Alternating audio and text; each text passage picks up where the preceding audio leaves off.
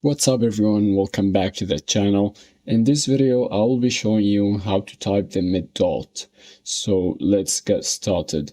So basically on Mac what you want to do is to hold Option Shift plus 9.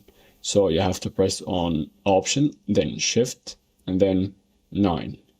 And you'll have it right there. And for your phone, what you have to do is bring up your keyboard, then you press on the numbers down there, and then you have to press on the equal sign. Then yeah, it's right up here. So basically for Windows, what you need to do is press on Alt, then you open the numlock and you press on 7. And there you go, you have it. Let's do it again.